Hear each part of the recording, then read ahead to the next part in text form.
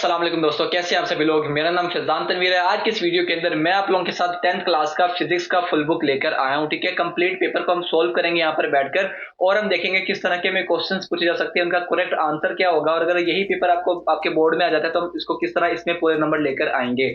हमारा जो ये पेपर होगा ये कॉन्सेप्चुअल बेस्ड क्वेश्चन है इसके अंदर और काफी ज्यादा आप लोगों को इसको सीखने को मिलेगा और आपको मैं करेक्ट चीजें भी बताऊंगा, साथ हम अपने बुक से भी देखते जाएंगे। ठीक है कि हमने क्या क्या चीजें करनी है। तो चलिए इस वीडियो को स्टार्ट करते हैं। सबसे पहले एमसीक्यूज की तरफ चलते हैं।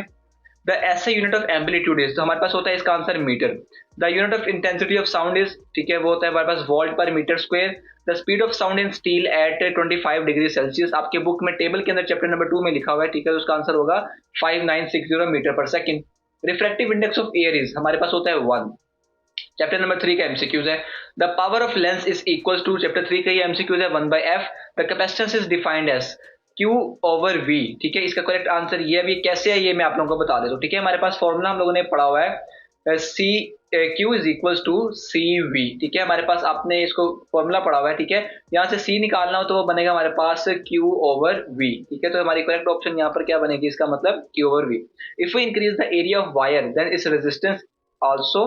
ठीक है, अगर आप यहाँ से देखो तो अगर हम लोग क्या करें, अपने वायर का एरिया पहले था छोटा सा, ठीक है, उसकी रेजिस्टेंस भी क्या होगी, कम होगी। जब हम उसका एरिया बढ़ा देंगे तो इसका मतलब है ज्यादा चीजें फ्लो कर पाएंगी, तो इसका मतलब है उसके जो रेजिस्टेंस होगी वो भी क्या होगी, ज्यादा हो जाएगी। ठीक है, तो इसका करेक्ट ऑप्शन हमारे पास है increase. An ideal volt meter has resistance very high. ठीक है, इसकी रेजिस्टेंस बहुत ज्यादा होती है। An ideal transformer which quantity remains constant, कह रहे हैं एक ट्रांसफार्मर के अंदर कौन सी क्वांटिटी कांस्टेंट होती, चेंज नहीं होती, तो पावर है जो कि चेंज नहीं होती। The output of NAND gate is, अब यहाँ पर नैंड गेट जो है हम उसका पहले टेबल बना लेते हैं। ठीक है, नैंड गेट क्या होता है हमारे पास, अगर ये हमारे पास x है ये y है, तो अब हम यहाँ पे यहाँ पर हम करते हैं इसको पहले x dot Y and then x dot Y का ऊपर बार। ठीक है, अब हम इसकी यहाँ पे वैल्यूज लिखते हैं तो हमारे पास आएंगी 0 1 0 1 0 0 1 1। ठीक है, तो 0 0 0 0 0 एंड 1। जब हम इसकी आउटपुट में जाएंगे इसका नोट लेंगे तो बनेगी 1 0 0, सॉरी यहाँ पर मिस्टेक हो गई है। ठीक है, हमारे पास यहाँ पर बनेगा 1 1 1 और 0। ठीक है, तो यहाँ पर देख सकते हो कि जब हमारे पास दोनों इनपुट्स जो हैं वो 1 होंगी तब हमारा आंसर क्या आएगा, 0 आएगा। तो यही हमारे पास इसका ऑप्शन है ए और बी हमारे पास इसका करेक्ट ऑप्शन है। In a computer terminology the term machinery refers to, machinery को हम हार्डवेयर बोलते हैं। The half life of radium 226, इसकी जो हमारे पास हाफ लाइफ होती है वो होती है 1620 ईयर्स। ठीक है, तो ये हमारे पास एमसीक्यूज यहाँ पर हो चुके हैं। अगर आपको ये पेपर चाहिए तो आपको डिस्क्रिप्शन के अंदर ये इसका लिंक मिल जाएगा, आप वहां से डाउनलोड कर सकते हो। अब हम अपने चलते हैं अपने टॉपिक के ऊपर। ठीक है, शॉर्ट क्वेश्चंस पे चलते हैं। तो हमारे पास क्वेश्चन नंबर 2 का पहला सवाल है स्टेट हुक्स लॉ। ठीक है, हुक्स लॉ जो है आपका एग्जैक्टली तो कहीं आपकी बुक में लिखा नहीं हुआ। ठीक है, आपने 9th क्लास के अंदर फिजिक्स में पढ़ा हुआ है, लेकिन अगर आपने लिखना हो तो हम इसको लिख सकते हैं अपने चैप्टर नंबर 1 के अंदर से। ठीक है, तो चैप्टर 1 के बिल्कुल स्टार्टिंग में हमें यहाँ पर इसको मिल जाएगा। तो अगर हम यहाँ पे चैप्टर 1 ओपन करते हैं और ये आप अगर देखो तो मुझे यहाँ पे 2 मिनट ओपन अगर मैं कर लूँ तो हुक्स लॉ यहाँ पर आपको इसका थोड़ा सा हिंट मिलेगा। ठीक है, ये आपके पास यहाँ से देखो अकॉर्डिंग टू हुक्स लॉ। ठीक है, अगर हम यहाँ पे देखें तो मैं इसको ड्रॉ कर लेता हूँ। अकॉर्डिंग टू हुक्स लॉ यहाँ से लेकर यहाँ तक बनेगा। ठीक है, वरना आप 9th वाले भी लिख सकते हो कि जब हम फोर्स अप्लाई करते हैं किसी भी स्ट्रिंग के ऊपर तो उसमें जो लेंथ में चेंज आता है वो कहलाता है हुक्स लॉ। ठीक है, वो डायरेक्टली प्रोपोर्शनल होता है, जितना हम फोर्स लगाएंगे। ठीक है, यहाँ पर अगर मैं लिख दूं तो जो हमारे पास फोर्स होती है, ठीक है, वो डायरेक्टली प्रोपोर्शनल होती है उस बॉडी के अंदर एक्सटेंशन के। ठीक है, लेकिन नेगेटिव में। ठीक है, बाद में इसको खत्म करेंगे तो बनेगा इक्वल के माइनस के एक्स। ठीक है, तो ये हमारे पास क्या है, ये हमारे पास हुक्स लॉ। ठीक है, तो ये आप उसकी दे सकते हो। अगले सवाल की तरफ बढ़ते हैं हमारे पास। ठीक है, अगला सवाल है हमारे पास what is meant by sound level. तो आपकी चैप्टर नंबर 2 के अंदर डेफिनेशन लिखी हुई है, आपने डेफिनेशन के साथ इसका यूनिट बता देना है। Explain concave mirror and convex mirror with example. ठीक है, आपने विद डायग्राम, आपने पहले डायग्राम बनानी है कन्वेक्स मिरर की भी कनकेव मिरर की, बाद में उसको बताना है कि कौन सा कन्वर्जिंग होता है कौन सा डाइवर्जिंग होता है। ठीक है, ये आपने बता देना है। तो अगर मैं जल्दी से आपके साथ शेयर कर दूं तो हमारे पास जो कनकेव मिरर होता है वो कुछ ऐसा होता है जिसकी हमारे पास जो आउटर सरफेस होती है वो हमारे पास क्या होती है, पॉलिश्ड होती है। ठीक है, यहाँ से हम इसको बोलते हैं ये है कनकेव, और ये क्या होता है, कन्वर्जिंग होता है। ठीक है, कन्वर्जिंग मिरर होगा ये। अगर हम यहाँ पे कन्वेक्स की बात करें, ठीक है, तो वो हमारे पास यहाँ पर अगर हम कन्वेक्स देखें तो वो होता है हमारे पास उसकी इनर जो सरफेस होती है वो सारी क्या होती है हमारे पास यहाँ पर पॉलिश्ड होती है, ठीक है। ये हमारे पास कन्वेक्स मिरर, ठीक है। और ये जो होता है ये डाइवर्जिंग होता है, ठीक है, डाइवर्जिंग। तो ये आप लोगों ने इसको यहाँ पर लिख लेना है। Describe the method of charging bodies by electrostatic induction, ठीक है। ये आपके पास आपकी हमने मेथड बताने हैं, ठीक है। 4 से 5 मेथड है, ठीक है, जिसके अंदर गोल्ड लीफ इलेक्ट्रोस्कोप वाला मेथड है वो आपने चारों बता देना। Right briefly the function of galvanometer, ठीक है। गैल्वेनोमीटर जो है वो आपको आपके चैप्टर नंबर में आपको दिखा देता हूँ, ठीक है, आपको मिल जाएगा।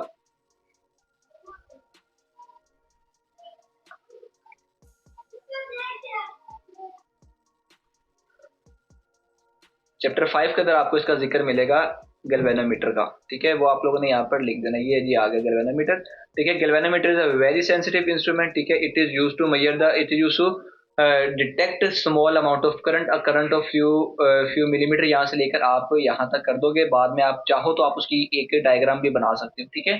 तो ये आपका गैल्वेनोमीटर का क्वेश्चन हो जाएगा। How can we find the direction of magnetic field by using right hand rule. इसके अंदर आपने चैप्टर नंबर 6 के अंदर राइट हैंड रूल जो आप कंप्लीट लिखे आपने वो सारा लिख देना है इसके अंदर, ठीक है। आपका इसका आंसर हो जाएगा। What is meant by logic operations, right it's two kinds, ठीक है। आपने चैप्टर नंबर 7 के अंदर लॉजिक ऑपरेशंस पढ़े हुए हैं, ठीक है। वो आप लोगों ने लिख देने एंड और नॉट गेट्स वाले। Define isotope and give example, chapter number 8 के अंदर आपको आइसोटोप्स के बारे में बताया, आप उसकी एग्जांपल लाजमी देना। आप क्या कर सकते हो, आप आइसोटोप की यहाँ पर डेफिनेशन लिखने के साथ साथ, ठीक है, आइसोटोप की जब आप डेफिनेशन लिखो तो उसके साथ आपने एग्जांपल के अंदर आप क्या कर सकते हो, हाइड्रोजन के जो आइसोटोप्स हैं, ठीक है, H10, ठीक है, उसके बाद H11 और H12, ठीक है, जिसको हम लोग बोलते हैं प्रोटियम, ठीक है, प्रोटियम, ड्यूट्रियम और ट्रीटियम, ठीक है। आप इन तीनों के एग्जांपल के अंदर आप इसको मेंशन कर सकते हो। इसके बाद हम अपने क्वेश्चन नंबर 3 की तरफ चलते हैं। Find the time period and frequency of a simple pendulum 1 metre long and location where G is 100 gram per centimetre.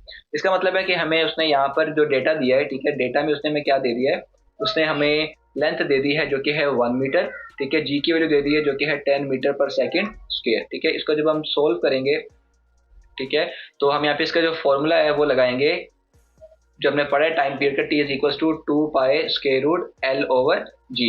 यहाँ से हम इसकी में वैल्यूज पुट करके टी की वैल्यू निकालेंगे। उसके बाद हम क्या करेंगे, यहाँ पर फॉर्मूला लगाएंगे फ्रीक्वेंसी का, T is equal to 1/t, जो टी का आंसर आएगा वो हम इसमें पुट कर देंगे, हमारा आंसर आ जाएगा। तो अब हम आगे बढ़ते हैं, अपने अगले क्वेश्चन की तरफ देखते हैं।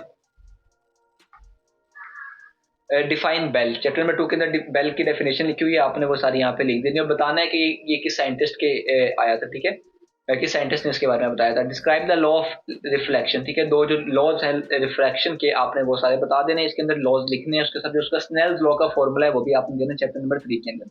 What is the numerical value of के इन कूलम्स लॉ, ठीक है, ये मैंने आगे लिख दिया है, हमारे पास जो न्यूमेरिकल वैल्यू है, ठीक है, 9 × 10⁹, आगे unit newton metre square per coulomb square, ये हमारी एयर के अंदर वैल्यू होती है। State Ohm's law and write its equation, ठीक है, चैप्टर 4 के अंदर आपको ओहम्स लॉ मिल जाएगा, आपने उसकी यहाँ पर मिस्टेक हो गई मेरे ख्याल, चैप्टर 4 नहीं चैप्टर 5 के अंदर आपको मिलेगा ओहम्स लॉ, ठीक है, उसके अंदर आप लोगों ने इसकी दे देनी है।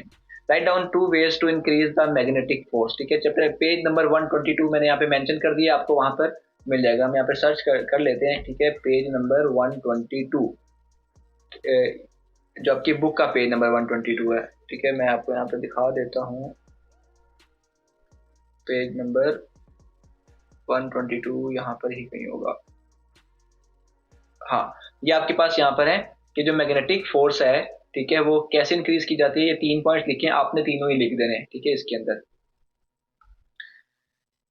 उसके बाद है right the names of components of computer based information CBIS, ठीक है, इसके आपने कंपोनेंट्स के नेम सारे लिखने हैं, ठीक है। बच्चे कंफ्यूज हो जाते हैं कि इसमें हार्डवेयर सॉफ्टवेयर लिखना है, तो जी हाँ, इसके अंदर वही आपने हार्डवेयर सॉफ्टवेयर वगैरह के बारे में सारा कुछ लिख देना है, जो भी पॉइंट लिखे हुए थे ना जिसके अंदर आपके पास पीपल वगैरह प्रोसीजर, ये देखिए ये उनके नाम आ गए, ठीक है। Component of computer based information system, जिसके अंदर हमारे पास है हार्डवेयर, ठीक है, हार्डवेयर है, सॉफ्टवेयर है, डेटा है, ठीक है, उसके आगे अगर हम देखें तो प्रोसीजर है, और देन हमारे पास उसका पीपल है। ये आपने पांचों नाम आपने यहाँ पर बता देने हैं। नेक्स्ट हमारे पास क्वेश्चन है what is meant bye penetrating power. अब पेनिट्रेटिंग पावर बेसिकली होता है कि किसी भी चीज के अंदर से गुजरने की पावर को हम पेनिट्रेटिंग पावर बोलते हैं, ठीक है। तो इसका आंसर आपको आपके चैप्टर नंबर 8 में आई थिंक मिल जाएगा, ठीक है। मुझे इसका करेक्ट आंसर नहीं मिला, ठीक है, एग्जैक्ट, ठीक है, इसलिए मैंने इसके आगे लिखा नहीं है। हाउ कैन द क्वेश्चन 4 पे चलते हैं। How can the depth of N ocean can be measured by using ultrasound, ठीक है। कह रहे हैं कि हम समुद्र की जो ओशन की जो गहराई है वो कैसे मालूम कर सकते हैं, ठीक है। तो उसका काफी इजी तरीका है, ठीक है। लेट से आपके पास ये आपका समुंदर है, ठीक है, और उसके ऊपर हम क्या करते हैं, हमारे पास एक शिप होती है, ठीक है, शिप होती है जिसके अंदर से ये हमारे पास एक ट्रांसमीटर एक रिसीवर लगा होता है। वो क्या करता है, यहाँ से रेस को फेंकता है, ठीक है, और यहाँ से वो वापस रेस आती है, तो उनके दरमियान जो टाइम होता है वो कैलकुलेट कर लिया जाता है। देन हम पता लगा लेते हैं कि हमारे ओशन की जो गहराई है वो कितनी है, और इसको हम बोलते हैं सोनार, ठीक है, साउंड नेविगेशन एंड रेंजिंग, ठीक है। तो ये आप लोगों ने इसका आंसर लिख देना, चैप्टर नंबर 2 के अंदर लिखा हुआ है। Define optical centre of lens, ठीक है, लेंस का ऑप्टिकल सेंटर आपको चैप्टर नंबर 3 के अंदर डेफिनेशन मिल जाएगी इसकी। Electric intensity of is a vector quantity why, ठीक है। इलेक्ट्रिक इंटेंसिटी क्यों वेक्टर क्वांटिटी है, क्योंकि उसकी मैग्नीट्यूड भी होती है और उसकी डायरेक्शन भी होती है, इस वजह से वो एक वेक्टर क्वांटिटी है। उसके बाद है 0.5 coulomb charge pass through a wire in 10 seconds, then how much current will be flow, ठीक है, इजी है, ठीक है। आपको इसके अंदर जो डेटा है वो क्या दे दिया है, डेटा उन्होंने हमें दे दिया है कि क्यू की वैल्यू दे दी है, ठीक है। उसके बाद हमें टाइम दे दिया, टाइम जो है, ठीक है, टाइम हम देख लेते हैं हमें क्या दिया उसने में, 0.5 और 10 सेकेंड्स, ठीक है, 0.5 कूलम, और जो टाइम है वो हमें कितना दे दिया है, 10 सेकेंड्स का दे दिया। इस पर हम सिंपल फॉर्मूला लगाएंगे, ठीक है। हमारे सोल्यूशन में बस फॉर्मूला क्या लगेगा, हमें लगेगा I is equals to Q over T, ये फॉर्मूला लगाएंगे, सिंपल वैल्यूज पुट करेंगे, हमारा आंसर जो आ जाएगा वो एम्पियर में आ जाएगा, ठीक है। एम्पियर यूनिट साथ लगाना है। इसके बाद है describe the construction of transformer, ठीक है। चैप्टर नंबर 6 के अंदर ट्रांसफॉर्मर की कंस्ट्रक्शन जो है वो लिखी हुई है लास्ट में, आप वहां से जाकर पढ़ लेना। Which get perform logical complementation, ये काफी एक टेक्निकल सा सवाल है, ठीक है। कॉम्प्लीमेंट का मतलब क्या होता है, हमारे पास कॉम्प्लीमेंट का मतलब होता है कि आपके पास कोई भी आंसर है, लेट से आपके पास एक्स आया है, ठीक है। कॉम्प्लीमेंट का मतलब होता है हमारे पास, जिसका मैं कॉम्प्लीमेंट लेना मतलब उसके आंसर को रिवर्स कर देना। रिवर्स करने से कब आता है, जब हम उसके ऊपर कॉम्प्लीमेंट अप्लाई करते हैं, और कॉम्प्लीमेंट हम अप्लाई करते हैं अपने नोट गेट के अंदर, ठीक है। नोट गेट में आपने उसकी अगर देखी हो तो टेबल, तो एक्स और एक्स बार होता है, जीरो होता है तो उसका आंसर वन हो जाता है, वन का क्या आंसर हो जाता है, जीरो हो जाता है, ठीक है। तो ये हमारे पास क्या है, इसका कॉम्प्लीमेंट वाले का आंसर है।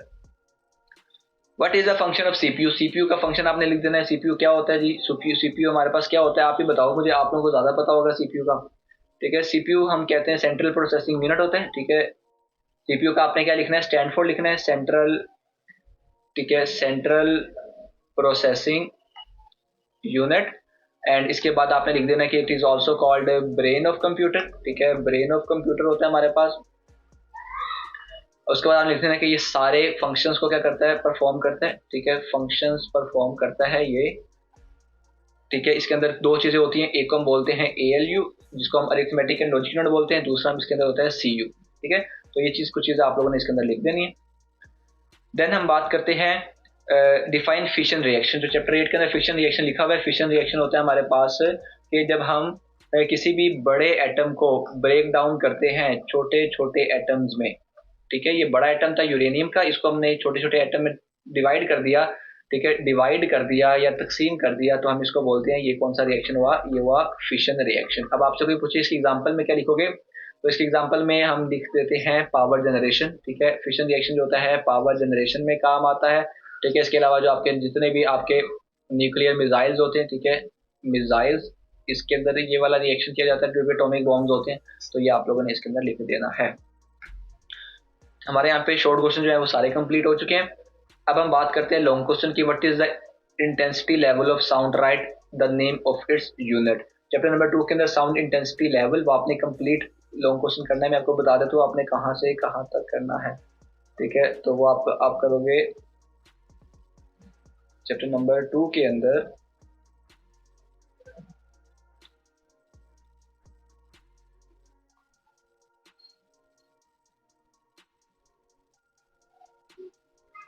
यहाँ से ये आपका होगा, आपने प्रॉपर डेफिनेशंस आपने हेडिंग साथ लाजमी देनी है, ठीक है। अंदर आपने इसकी डेफिनेशन ज़्यादा सारी बनानी है, तो आप यहाँ से स्टार्ट करोगे और आप यहाँ से लेकर कहाँ तक जाओगे, यहाँ तक, ठीक है, आपका जो टोटल आएगा वो आएगा यहाँ तक। ठीक है, यहाँ तक आपका जो लॉन्ग क्वेश्चन है वो यहाँ पे कंप्लीट हो गया। अब हम अगले की तरफ चलते हैं। हमारे पास है अब एक न्यूमेरिकल आ गया, the pendulum of length is taken to the moon by an astronaut, the time period इतना दे दिया, what is the value of G. ठीक है, तो मैं अब आपको यहाँ पे इसको थोड़ा सा सोल्व करवा देता हूँ ताकि आप लोगों के लिए ईजी हो जाए। ठीक है, ईजी हो जाए आप लोगों के लिए। तो मैं यहाँ पर अब लिखता हूँ, ये हमारे पास है क्वेश्चन नंबर 5। ठीक है, उसका बी पार्ट। ठीक है, डेटा में उसने में क्या दिया है, ठीक है, डेटा में उसने में दे दिया है, उसने हमें लेंथ दी है। ठीक है, लेंथ दी है कितनी, 0.99। ठीक है, तो लेंथ कितनी है, 0.99 मीटर्स। उसके बाद हमें उसने टाइम पीरियड दिया, कितना दिया टाइम पीरियड उसने हमें, 4.9। ठीक है, टाइम पीरियड कितना है, 4.9 सेकेंड्स है। हमें उसने जी मालूम करने के लिए बोला। तो सोल्यूशन की तरफ चलते हैं। ठीक है, सोल्यूशन में हम क्या करेंगे, हमारे पास फॉर्मूला होता है T is equal to 2 pi square root L by G. ठीक है, अब आप यहाँ से देखो, हमने मालूम करना है यहाँ से जी। ठीक है, तो जी मालूम करने के लिए जी को अलग करना पड़ेगा। हम दोनों तरफ स्क्वायर लेंगे, तो टी स्क्वायर इक्वल टू 2 का स्क्वायर 4 पाई स्क्वायर, ये स्क्वायर रूट स्क्वायर से कैंसिल हो जाएगा। ठीक है, तो बनेगा हमारे पास एल ओवर जी। यहाँ से जी की वैल्यू कैसे निकलेगी, जी इधर आके क्या होगा, मल्टीप्लाई होगा, तो जी और टी इधर आके डिवाइड हो जाएगा, तो बनेगा 4 pi square L over T square. ठीक है, तो ये आपके पास फॉर्मूला आ गया फाइन। इसमें आप वैल्यू पुट करोगे तो हमारे पास जो है इसका आंसर आ जाएगा। अगले सवाल की तरफ चलते हैं। Concave lens focal length 15 centimetre. ठीक है, आपके पास कनकेव लेंस है। कनकेव लेंस आपको पता है डाइवर्जिंग होता है। ठीक है, यहाँ पे मैं लिखता हूँ क्वेश्चन नंबर 6 का ए पार्ट। तो इसके अंदर हमारे पास उसने फोकल लेंथ दे दी है, वो होगी 15। ठीक है, 15 सेंटीमीटर। ठीक है, लेकिन माइनस की, क्योंकि हमारे पास जो लेंस है वो कौन सा है, लेंस हमारे पास यूज हो रहा है कनकेव लेंस। ठीक है, उसमें हमारे पास फोकल लेंथ नेगेटिव होती है। इसके बाद हमारे पास है कि हमने बताना है कि जो इमेज है वो कितनी है, 10 सेंटीमीटर की बन रही है, मतलब क्यू कितना है, 10 सेंटीमीटर। हमने पी बताना है ऑब्जेक्ट की प्लेस। तो इसके ऊपर हमारे पास जो फॉर्मूला लगेगा वो सिंपल ही लगेगा। ठीक है, वो होता है हमारे पास 1 over F is equal to 1 over Q equal to 1 over F plus 1 over Q. अब यहाँ से देखो हमारे पास जो एफ है वो माइनस में, हमें यहाँ से ये सॉरी पी है, हमें यहाँ से पी की वैल्यू चाहिए, तो 1 ओवर पी बनेगा हमारे पास 1 ओवर क्यू, ये माइनस का इधर आके प्लस हो जाएगा 1 ओवर एफ। तो ये हमारे पास फॉर्मूला रहेगा अपना निकालने के लिए अपनी पी की value. Explain parallel combination of capacitor. Capacitor chapter number 4 के अंदर आपको मिलेंगे। ठीक है, आपने चैप्टर 4 के अंदर से कैपेसिटर के पैरेलल कम्बिनेशन करना है। ठीक है, आपने बस ये देख लेना है कि कौन सी चीज़ यहाँ पर होती है, यानी कि कौन सी चीज़ कांस्टेंट है, कौन सी चीज़ जो है हमारे पास यहाँ पर कांस्टेंट नहीं है। ठीक है, तो पैरेलल कम्बिनेशन हमारे पास कैपेसिटर ये सीरीज में आ गया, और ये है combination of capacitor of parallel. ठीक है, यहाँ से स्टार्ट होगा। ये डायग्राम इंपॉर्टेंट है, डायग्राम आपने लाजमी बनानी है। ठीक है, और आपने यहाँ तक कर लेना है इसको। ठीक है, कहाँ तक करोगे आप, आपका होगा टोटल यहाँ तक। और आपने इसके अंदर भी क्या करना है, आपने हेडिंग्स लाजमी से बनानी है। ठीक है, हेडिंग्स लाजमी होनी चाहिए आप लोगों की। ठीक हो गया, तो अब हम बढ़ते हैं अपने अगले लॉन्ग क्वेश्चन की तरफ। Define transformer and explain its types. ठीक है, ट्रांसफॉर्मर आपको मिल जाएगा आपके चैप्टर नंबर 6 के अंदर। ठीक है, चैप्टर नंबर 6 के अंदर आपको ट्रांसफॉर्मर मिल जाएगा। ठीक है, वैसे अगर आप लोग गौर से देखो तो अगर आप शुरू वाले चैप्टर्स कर लेते हो तो आपका जो सारा है वो तैयार हो जाता है। ठीक है, आपको बाकी करने की जरूरत नहीं है। ठीक है, लेकिन आपने फिर भी अपनी तरफ से पूरी तैयारी कर कर जानी है। ठीक है, ये आपके पास ट्रांसफॉर्मर आ गया, यहाँ से स्टार्ट होगा सारा ही इसके अंदर आप लोग लिखोगे। ठीक है, कहाँ तक आएगा ये टोटल, यहाँ तक आएगा। ठीक है, इसके अंदर ये डायग्राम भी बनाओगे। ठीक है, इसके अंदर भी क्या होंगी हमारे पास, हेडिंग बनेंगी। ठीक है, अब हमारे पास लास्ट जो है ये टू बी ऑनेस्ट, ठीक है, मुझे ये वाला चैप्टर इतना कुछ खास अच्छा नहीं लगता है। ठीक है, ये हमने हाफ लाइफ बतानी है। ठीक है, कोशिश करना कि अगर इस तरह का इस चैप्टर में से अगर कोई न्यूमेरिकल आ जाता है लास्ट में से तो अवॉइड करना। ठीक है, लेकिन मैं आपको जल्दी से बता देता हूँ कि हमने इसमें क्या करना है। ठीक है, इसमें हमें उसने कह दिया कि हमारे पास एक कंपाउंड है, नाइट्रोजन का। ठीक है, ये था हमारे पास क्वेश्चन नंबर 7। ठीक है, इसका बी पार्ट है। हमारे पास उसने नाइट्रोजन दे दिया है। ठीक है, जिसकी हाफ लाइफ क्या है, 7.3 है हमारे पास उसकी हाफ लाइफ सेकेंड्स। वो हमसे कह रहा है कि एक ऑब्जर्वर है। ठीक है, एक ऑब्जर्वर है जिसने उसकी हाफ लाइफ की है 29.2। ठीक है, 29.2 सेकेंड्स पर उसकी चेक की है, ठीक है, उसकी हाफ लाइफ। तो वो कह रहे हैं कि बताओ नाइट्रोजन का कितने परसेंट जो होगा वो उस टाइम बचा होगा, उसकी मीन्स के जो उसकी फ्रैक्शन है, ठीक है, वो कितनी होगी। तो इसको सोल्व करने का तरीका सिंपल तो है, लेकिन आप लोग एक बार देख लो, मैं आपको समझा देता हूँ, ठीक है। कैसे होगी हमारे पास, अब देखो आपके पास नाइट्रोजन है, ठीक है, भी सिंपल है। जैसे ही हमारे पास 7.3 सेकेंड गुजरते हैं, ठीक है, तो उसकी हाफ लाइफ हो जाती है, हाफ लाइफ कंप्लीट हो जाती है, तो अपने से हाफ रह जाएगा, n/2 रह जाएगा। मजीद उसकी हाफ लाइफ होगी, ठीक है, तो 7.2 सेकेंड्स के अंदर आप लोगों ने 7.3 सेकेंड आपने 7 ऐड कर देने, ठीक है। तो अब हम इसको कहाँ से करें, इसको हम कर लेते हैं जल्दी से कैलकुलेटर पर, ठीक है। कैलकुलेटर पर अभी इस टाइम मेरे पास कैलकुलेटर तो मौजूद नहीं है, ठीक है, लेकिन हम देख लेते हैं। 7.3 प्लस 7.36 14.6, तो ये बनेगा हमारे पास 14.6 सेकेंड्स। तो उस पर उसकी और हाफ रह के n/4 बन जाएगी, ठीक है। इसमें मजीद 7.3 ऐड करेंगे तो 9 पॉइंट, ये 7 4 11 21, ठीक है, तो 21.9 पे वो n/8 रह जाएगा, ठीक है। इसके बाद हम इसमें ऐड करेंगे, तो इसमें हम दोबारा 7.3 ऐड करेंगे तो हमारे पास ये बन जाएगा 29.2, ठीक है। तो 29.2 पे वो कितनी रह जाएगी, n/16। तो ये हमारे पास फ्रैक्शन रहेगी 29.2 सेकेंड्स पर हमारे पास नाइट्रोजन की, ठीक है। तो ये कुछ कुछ ऐसा ही आपके पास ये वाला एमसीक्यू सॉल्व होगा, ठीक है। उम्मीद करता हूँ कि आपको आज की इस वीडियो से कुछ सीखने को मिला होगा, ठीक है। जिनको ये डाउनलोड करना है वो डिस्क्रिप्शन में जाकर इसको डाउनलोड लाजमी से कीजिएगा और इससे तैयारी लाजमी करना, ठीक है। इसमें से काफी ज्यादा क्वेश्चन की उम्मीद है कि वो रिपीट होंगे आपके पेपर के अंदर, ठीक है। अपना बहुत सा ख्याल रखें, मिलते हैं अगली वीडियो के अंदर, तब तक के लिए सी या टेक केयर, ठीक है। कोई भी प्रॉब्लम है आपकी तो मुझे कमेंट में लाजमी से बताना। अल्लाह हाफिज।